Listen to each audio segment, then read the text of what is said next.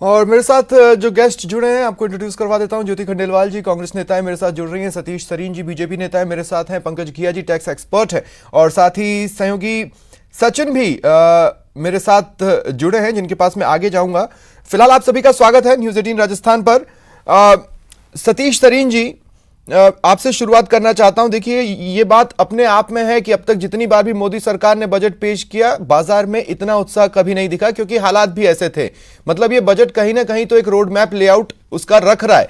लेकिन मेरा सवाल आपसे यह है कि अगर मैं, जैसे आप क्लासिफिकेशन देखते हैं, गरीब, जो इंडस्ट्रियलिस्ट हैं वो, तो ऐसे में मिडिल क्लास के लिए क्या है? वो तो जहां था वैसे का वैसा है फिलहाल इस बजट के हिसाब से। देखिए, मैंने आपको अभी पहले भी बताया था कि मिडिल क्लास क्या है। मिडिल क्लास में मैं हूं, आप हैं, सब जुड़े हुए हैं। मिडिल क्लास वही है अगर कोई इंडस्ट्री में काम कर रहा है, कोई मैनेजर है, कोई सेल्समैन है, वो भी मिडिल क्लास है। अगर इंडस्ट्री नहीं चलेगी तो मिडिल क्लास की आमदनी नहीं होगी। आप ये मत मानिए कि मिडिल क्लास को, आप ये देखिए, पहले ये कहा जा रहा था कि कोई कोविड सेस लगेगा।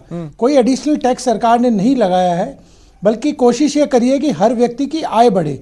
रही बात विपक्ष की, विपक्ष का देखिए टैक्स तो नहीं लगाया, उसके लिए तो हम शुक्रिया कह सकते हैं। लेकिन अब ये जो पेट्रोल डीजल पर कृषि सेस लगाने वाले हैं, उससे पेट्रोल महंगा नहीं होगा जो ऑलरेडी महंगा है। पेट्रोल डीजल देखिए, पेट्रोल डीजल पे जो कृषि सेस की अभी इन्होंने बात कही है, हालांकि मैंने पढ़ा नहीं है, अभी देखा है, उसके अंदर ये इन्होंने मैक्सिमम एक लिमिट करी है कि इतने तक लगाया जा सकता है। अभी लगाया नहीं है। लेकिन पेट्रोल डीजल के आप वैट का भी देखिए, जैसे हमारे राजस्थान में ही हाईएस्ट वैट है पूरे इंडिया में। तो सारी सरकारें ये करती हैं। राजस्थान के आजू बाजू के स्टेट से देख लीजिए, कम से कम 9 से 10% का वैट का डिफरेंस है डीजल और पेट्रोल में। तो ये सब सरकारें करती हैं, कांग्रेस की सरकार हो चाहे बीजेपी की सरकार हो, क्योंकि सरकार को एक रेवेन्यू जनरेट करना है।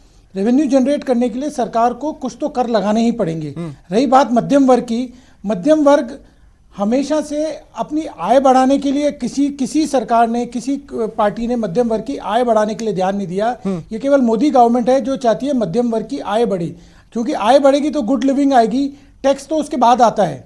तो इसलिए ये विपक्ष की बात तो उनका धर्म है। हालांकि आय कैसे बढ़ेगी मुझे नहीं पता, क्योंकि छोटे छोटे स्तर पर देखिए आप लोग कई सारी घोषणाएं कर चुके हैं पिछले लॉकडाउन पीरियड के बाद से अलग अलग समय पर। अब उन सबको क्लब कर कर देखने में फिलहाल समय लगेगा, क्योंकि बहुत सी बातें तो मैं रिकॉल भी नहीं कर पा रहा हूं। ज्योति खंडेलवाल जी, आपके पास मैं आ रहा हूं। आत्मनिर्भर भारत की योजना करी थी। हाँ, नहीं, 2 मिनट रुकिए। ज्योति जी, मैं आपके पास आ रहा हूं। मैं ये सोच रहा था कि अगर जितनी बड़ी बातें हुई हैं या जितना ज्यादा पटरी पर लाना इस वक्त की डिमांड है, कुछ तो कांग्रेस की भी चीजें रही हैं, सुझाव रहे हैं जिसको इस बजट में रखा गया। इसका मतलब है कि कांग्रेस इस बजट को 0 नंबर तो नहीं दे सकती। लेकिन मेरा सवाल यह है कि क्या आप इसमें भारी मात्रा में स्पेंडिंग देख पा रही हैं? क्योंकि अगर अर्थव्यवस्था को विकास के पथ पर लाना था तो वो हमें देखना होगा। लेकिन स्पेंडिंग अलग तरीके से नजर आ रही है, जैसे सेल या प्राइवेटाइजेशन के रूप में। हालांकि प्राइवेटाइजेशन डिसइन्वेस्टमेंट कितना कर पाएगी सरकार, ये बाद में देखेंगे, क्योंकि पिछला साल तो बहुत अच्छा नहीं रहा उस लिहाज से। नहीं, लेकिन देखिए, सरकार की जो मंशा है वो तो बजट में दिखाई देती है, जो प्राइवेटाइजेशन में दिखाई दे रही है किस तरीके से, चाहे वो एयरलाइंस हो, चाहे वो रेलवे हो, चाहे वो और सेक्टर्स हमने इसमें देखे, वो सब तो सरकार की मंशा दिखाई दे रही है। रेवेन्यू की जहां तक बात कर रहे हैं आप, ऑलरेडी पेट्रोल और डीजल से इतना रेवेन्यू ऑलरेडी मतलब जनता पे बाहर डाल करके ले रहे हैं, जिसे हम कहें कि जहां ग्लोबल भी उसकी रेट कम हो और तब भी आप उसकी रेट लगातार बढ़ाते जा रहे हैं, तो सीधे सीधे महंगाई, हम जानते हैं पेट्रोल डीजल की दर बढ़ना सीधे महंगाई की मार होती है। और महंगाई की मार, आप जिस मध्यम वर्गीय की बात कर रहे हैं, मध्यम वर्गीय वो है जो क्लर्क भी है, जो केवल सेल्स मैनेजर नहीं है, चीफ मैनेजर नहीं है, वो जो मध्यम वर्गीय वो परिवार भी हैं जो कि वहां पर किसी छोटी पोस्ट पर भी है, क्लर्क भी है, यूडीसी भी है, इस तरह के लोग भी हैं। और वो अपना जब खर्चा चला रहे हैं और जब उनको सीधे तौर पे कोई राहत लॉकडाउन पीरियड के वक्त काफी रोजगार गए हैं, लेकिन क्या ये रोजगार जनरेट कर सकता है, जैसा कि सतीश सरीन जी बोल रहे हैं, क्या ये कर सकता है बजट? मैं आपको इसी बात पे आती कि इस बजट में जॉब जनरेशन की तो बात ही नहीं की गई है कि इस तरह का कोई जॉब जनरेशन को लेकर के सरकार कोई कदम उठाने जा रही है। और देखिए, जहां तक जो नहीं बोला गया वो तो बहुत कुछ दिखाई दे रहा है, जो आगे धीरे धीरे करके जब बजट को और डीपली पढ़ा जाएगा तब समझ में आएगा। जो बोला गया है वो सिर्फ और सिर्फ डिक्लेरेशन है, और हम सब जानते हैं मोदी सरकार में घोषणाओं का एक बहुत बड़ा महत्व होता है। वो घोषणाएं बहुत ज्यादा बड़ी बड़ी करते हैं, लेकिन उसका फायदा कितना जनता तक पहुंचता है ये सब भी देखा गया। ठीक है, ये धीरे धीरे सामने भी आएगा, ये धीरे धीरे सामने भी आएगा। पंकज जी, मैं आपके पास आ रहा हूं। पंकज जी, देखिए, कुछ चीजें जो बड़ी हैं, जिन्हें बड़ा माना जाना ही चाहिए, उसमें प्राइवेटाइजेशन और सेल वाली चीजें तो है ही है। बैंकों को लेकर एक सरकारी बॉडी की जो बात आ रही है, वो ऑलरेडी बैंक जिस तरह की स्थिति में है उसको क्या निकालने में सक्षम है? देखिए, बैंक के लिए सरकार ने 2 बड़ी घोषणाएं करी है। एक तो वो ये करी है कि डिसइन्वेस्टमेंट करेंगे आईडीबीआई बैंक का और एक और बड़े बैंक का। साथ में बैड लोन्स के लिए उन्होंने एक मैनेजमेंट एजेंसी, मैनेजमेंट बोर्ड बनाने का ऐलान किया है। आप ये मान के चलिए, इतने ज्यादा एनपीएज हैं कि आज इंडिया के बैंकिंग इंडस्ट्री, जो पब्लिक सेक्टर बैंक्स हैं, उनकी हालत बहुत खराब है। और एक बैड बैंक जिसे कहते थे हम, उसकी एक बहुत उम्मीद थी कि बैड बैंक के बारे में कोई सरकार एक घोषणा करेगी या कोई विजन देगी। लेकिन साथ के साथ ये मान के चलिए, मैनेजमेंट, आज बैंक का एनपीए इतना हैवी है और वो रिकैपिटलाइजेशन के लिए रिक्वायरमेंट है। लेकिन जिस बॉडी को बनाने की बात है, उससे बैंकों का काम थोड़ा तो हल्का हो सकता है। फंड से जाएगा।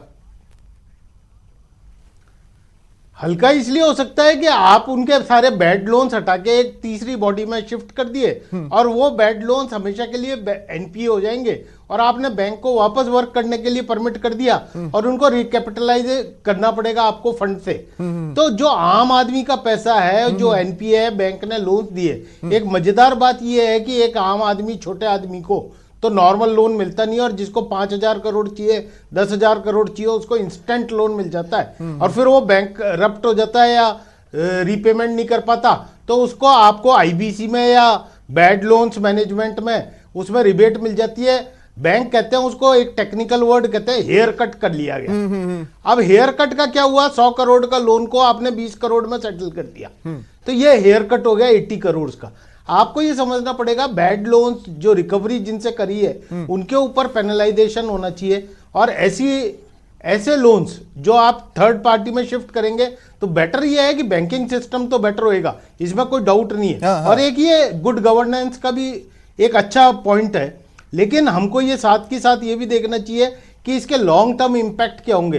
क्या हम ऐसे कॉरपोरेट्स को या ऐसे बोर्ड को या ऐसे बैंक मैनेजमेंट को छोड़ सकते हैं जो लोन दे देते हैं और उनको रीपेमेंट करने की कैपेसिटी है कि नहीं? जिसने लोन लिया है वो, उनके ऊपर कोई दायित्व तो नहीं है, कोई उनका कोई आप ये कह सकते हैं उनका कोई इंक्लिनेशन नहीं है। ठीक है, तो सचिन, मैं आपके पास आ रहा हूं। बाजार काफी एक्साइटमेंट दिखा रहा है, उस एक्साइटमेंट के पीछे रीजन क्या है, मैं ये समझना चाहता हूं। और दूसरा, क्या प्राइवेटाइजेशन और सेल को लेकर क्या मार्केट इतना एक्साइट हो सकता है, वो भी तब जब डिसइन्वेस्टमेंट उतनी बड़ी सफलता पिछले सालों में तो नहीं ला पाया, या पिछले साल में तो नहीं ला पाया? बिल्कुल, देखिए, अगर आम आदमी के लिहाज से कहा जाए तो विपक्ष लगातार कह रहा है कि कॉर्पोरेट्स का बजट है जो, लेकिन इंडस्ट्री से जो लोग हैं उनके लिए एक अच्छा बजट कहा जा सकता है। सीआईआई राजस्थान के जो चेयरमैन है विशाल वैद, उन्होंने स्वागत किया बजट का। एक बार पहले दोबारा उसकी प्रतिक्रिया ले लेते हैं। सर, लगातार विपक्ष कह रहा है कि भाई आम आदमी का बजट नहीं है, लेकिन इंडस्ट्री के लिहाज से काफी कुछ ठीक। देखिए, इंडस्ट्री के लिहाज से बहुत ही संतुलित और अच्छा बजट है। भारत सरकार ने जो आत्मनिर्भर भारत बनाने के जो सपना लिया है, उसके डायरेक्शन में बिल्कुल पॉजिटिव बजट है। आज इसके अंदर इंडस्ट्री के लिए बहुत कुछ है, जैसे पीएलआई स्कीम हो गई, टेक्सटाइल पार्क की घोषणा है, इंफ्रास्ट्रक्चर प्रोजेक्ट की फाइनेंसिंग की बात कर लें, या डेडिकेटेड फ्रेट कॉरिडोर्स की बात कर लें, R&D पे जो एक उन्होंने 50,000 करोड़ स्पेंड करने की बात कही है। ये सब पॉजिटिव चीज़ें हैं जिसका डाउन द लाइन इंडस्ट्री में, स्पेशली एमएसएमई इंडस्ट्री को इससे बहुत फायदा होगा। तो मार्केट भी जो है बजट के बाद जो है ऊपर चढ़ा है, उसको स्वागत किया मार्केट ने, तो किस लिहाज से देखिए, मार्केट ने, सबसे पहली बात है कि सरकार ने जो ये पॉजिटिव मंशा दिखाई है कि इकोनॉमी को ग्रोथ ट्रैक पे वापस लाने के लिए मार्केट ने उसका स्वागत किया है। और कोई नया टैक्स नहीं लगाया है सरकार ने, जो मेजर सिग्निफिकेंट जिसको टैक्स बोलें। इवन जो डिविडेंड डिस्ट्रीब्यूशन टैक्स है उसको भी सरल कर दिया है। जो कंपनियां पहले डिक्लेयर तो करती थी, पे नहीं करती थी, उस केस में ना शेयर होल्डर के हाथ में टैक्स देना पड़ता था। सो इस तरह से काफ़ी बेनिफिट है। इवन 10 करोड़ तक की अब जो कंपनियां हैं टर्नओवर वाली कंपनी, उनको टैक्स ऑडिट कराने की जरूरत नहीं है। गोल्ड एंड सिल्वर जिसके अंदर बहुत हाई प्राइसेस थे, इवन आयरन एंड स्टील, ये बेसिक सेक्टर्स हैं इंडिया के जिनके ऊपर ड्यूटी को कम किया गया है, उससे इंडस्ट्री को फायदा होगा। डेफिनेटली मार्केट ने भी उसी इन चीज़ों का कॉग्निजेंस लिया है। बिल्कुल, और शायद यही वजह है। मैम पल्लवी जी आपसे बात करना चाहेंगे कि आज सोने चांदी के भाव बजट का इंतजार कर रहे थे और जैसे बजट का आया तो कम से कम 600-700 रुपए ग्राम जो है नीचे गिर गया है, कम हुए हैं, लोगों को फायदा मिलेगा। तो क्या यही वजह है बजट का फायदा हो रहा है? हाँ, छोटी छोटी चीज़ों से हमें दिखता है कि असर होता है। आई थिंक जैसे सोने के दाम हमने देखा है कि अनप्रेसिडेंटली हाई हो गए हैं अभी पिछले 1 साल के अंदर। इससे थोड़ा हमारे जैसे जो राजस्थान है, हमारे राजस्थान में जेम्स एंड ज्वेलरी और ज्वेलरी की इंडस्ट्री है उसको भी सपोर्ट मिलेगा। तो I think this is a good move, positive move. ठीक है सचिन, इसके अलावा मैं रोक रहा हूं और आपको। बजट एक बार फिर मैं जी। सतीश तरीन जी के पास जाना चाहता हूं। सतीश तरीन जी, आपने कहा कि मिडिल क्लास कौन होते हैं? आप हैं, मैं हूं, लेकिन सर आप और हम में मिडिल क्लास होने में जमीन आसमान का अंतर होता है। मुझे नहीं पता आप श्रम कानून के दायरे में आते हैं या नहीं आते हैं, लेकिन मिडिल क्लास श्रम कानून के दायरे में आता है, जिसे आपने कुछ दिनों पहले बदला था। अब मैं इसी लिहाज से कह रहा हूं, रोजगार जनरेट हो या ना हो, बचा रहेगा इस बात की गारंटी रह नहीं जाती। तो आप ये बताइए, मिडिल क्लास इससे एक्साइट क्यों हो? देखिए, आप मिडिल क्लास की व्याख्या कर रहे हैं, मिडिल क्लास की व्याख्या बहुत बड़ी है। आप ये देखिए, ये जो आप रोजगार की बात करते हैं, सबसे पहले अपन रोजगार पे आते हैं। अगर इंडस्ट्री चलेगी तो रोजगार बढ़ेगा कि नहीं बढ़ेगा, आप ये बताइए। नहीं, पर इंडस्ट्री में चलेगी तो अगर श्रम कानून पर ही है। एम्प्लॉय तो इंडस्ट्री श्रम बंद हो कानून के जाएंगी, अंडर में अगर- रहेगा ना सर, जिसको आपने चेंज किया था कुछ दिनों पहले। लेकिन उनको सिक्योरिटी कहाँ है, ये बताइए ना मिडिल क्लास के लिए। उनके आप देखिए, उनको पेमेंट, आप घोषणाएं छोड़ दीजिए, सिक्योरिटी बताइए। पेमेंट कब मिलेगा? सिक्योरिटी की बात तो बाद में आती। हाँ आप देखिए, घोषणा की बात करते हैं, अभी इन्होंने भी घोषणाओं के बारे में बोला। हाँ। केवल बीजेपी शासन में ही है जो घोषणाएं मूर्त रूप हुई हैं। आप शुरुआत से लेके ले लीजिए, पिछले 60 साल का इतिहास उठा लीजिए और अभी देख लीजिए पिछले 7 साल का। 60 साल वर्सेज 7 साल, इतिहास में ही उसमें ही आप देख लीजिए। जहाँ सुई नहीं बनती हो आपके जिस बीच में देश टोका नहीं। तभी आत्मनिर्भर हुआ है देश की। आज आप इतनी ज्योति जी, बड़ी मैं आप ही से क्लोजिंग कमेंट लूंगा, बस एक बार उनको बात खत्म कर लेने दीजिए। हाँ। बातें कर रहे हैं प्रेसिडेंट। ज्योति जी रुकिए ना, मैं आपसे क्लोजिंग कमेंट लूंगा, लेकिन हाँ सरीन जी को अपनी बात कंप्लीट कर लेने दीजिए। आपके पास अपना कुछ कहने का नहीं होता तो। आप 2013 से पहले इनकम टैक्स के स्लैब देखिए और अभी इनकम टैक्स के स्लैब देखिए, इसमें ड्रास्टिक चेंज दिखेगा। आप उठा के देख लीजिए, आप अभी गूगल कर लीजिए। आप देखिए कि मोदी सरकार ने जो भी बोला है वो किया है। ये कोविड काल था, इस कोविड काल में नया टैक्स कोई लगा नहीं सकते थे, पुराने टैक्स में रिबेट नहीं दी। केवल मिडिल क्लास को केवल एक यही हुआ है कि कोई छूट नहीं मिली है। लेकिन अगर कोई भी सरकार किसी इंफ्रास्ट्रक्चर पे, किसी सर, इंडस्ट्री पे जब मैं काम छूट की नहीं बात ही करेगी, नहीं कर रहा हूं, मैं तो योजनाओं की रोजगार बात ही कहाँ नहीं से कर रहा हूं। मैं जनरेट ये नहीं कह रहा हूं कि आप कोई नया गिफ्ट हम लोगों को दे दें। मैं सिर्फ ये कह रहा था कि क्या आप हमें सिक्योरिटी दे सकते थे इस बजट में। ज्योति जी, क्या आप इसमें सिक्योरिटी फैक्टर देख पा रही हैं नॉर्मल लोगों के लिए? बिल्कुल सिक्योर है। नहीं देख पा रहे हैं। जो माइग्रेंट होकर के जो अपने घर पहुंचा, उसके लिए कोई रोजगार की कोई व्यवस्था हो नहीं दिखाई दे रही।